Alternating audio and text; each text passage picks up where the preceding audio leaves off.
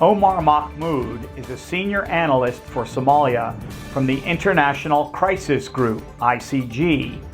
He focuses on conflict and security dynamics across sub-Saharan Africa, from the Horn of Africa to the Lake Chad Basin.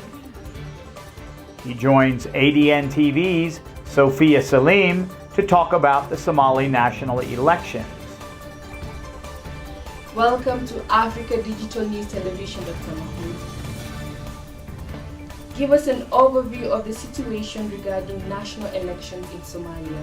The election process is at an impasse because the federal government and the opposition, which includes some member states but also some opposition presidential candidates, are really at odds over election management. And so there was this agreement back in September on returning to an indirect election process in which a number of details were laid out in terms of how that would play out.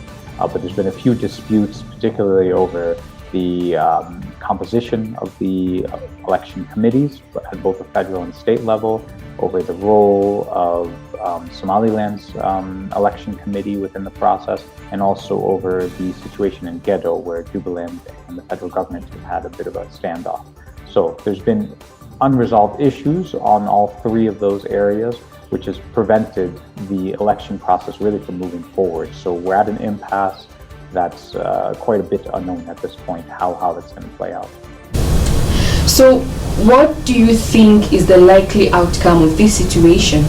So the best, I think, situation would be where these parties get together, they figure out their differences, they agree on a new timeline, and so basically you have a continuation of the agreement that they came to earlier, just under a new timeline. But they're really running up against the clock quite closely right now because there's just a few weeks to go, and there's not a lot of trust ongoing really between the various parties right now. So, the worst outcome is really where we get to February 8th and there's still no agreement on the way forward, and that the current government's mandate has expired. And how should the international community work to try and bring all these sides together? Yeah, so I think the international community has taken a bit of a hands-off approach since the September agreement over the elections came about. And I think that's designed in a way to allow the process to play out and allow Somali actors to resolve their differences themselves. But given that we're coming to such a clear turning point here with the deadlines coming up, I do think the international community should take a bit more of an active role.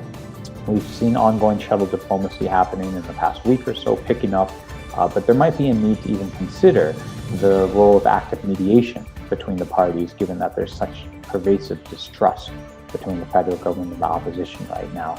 And then also, if an agreement comes out, serving as a guarantor to that agreement, so it doesn't fall for the pitfalls that the last one did when it came to the implementation phase.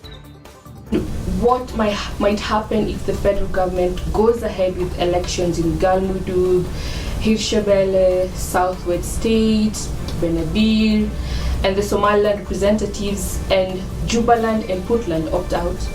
I think it's very difficult for the federal government to undertake a partial election for a number of reasons. One, that's something the international community has been very clear that they won't accept a partial election, they won't accept a parallel process, and that's kind of part of their pressure to try to keep this on track. Secondly, once you start talking about partial elections, you have to start questioning the legitimacy of those. If not everyone's participating, how can you claim that this is representative? And so I think that raises some serious questions around there.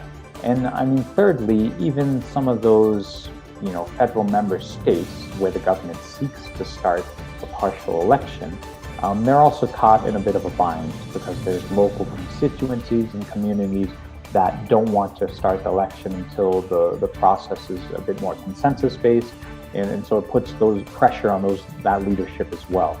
And so I think some of them might try to find ways to stall it, I guess, until you have some wider consensus. So I think a partial election just really isn't the solution here. It does put a bit of pressure on the member states like Puntland and Jubaland that thus far aren't participating until their concerns are heard. But at the end of the day, I think it really raises more legitimacy questions than anything. When a new government is chosen, what should be their priorities? Probably a few priorities. I mean, one, because of the distrust we've seen and the questions about federalism and governance in Somalia, I think the first priority is coming to basically resurrecting relations between Mogadishu and all federal member states. And then that involves building trust, that involves constant dialogue. So I think that's a really key priority, because without that one, I think it blocks progress on other priorities. And the other priorities being, one is that the Constitution is still provisional. I think there's a lot of work that needs to be done in terms of hammering out the final sort of details and whatnot, and in trying to come up with a bit more of a permanent document. And then third, as we talked about, the security development, given that the clock is ticking on AMISOM, Al-Shabaab is still a persistent threat, and the Somali security forces still have a long way to go. So I think priority on security development will also be key. Well, thank you for joining us today on ADNtv, Dr. Mahmood.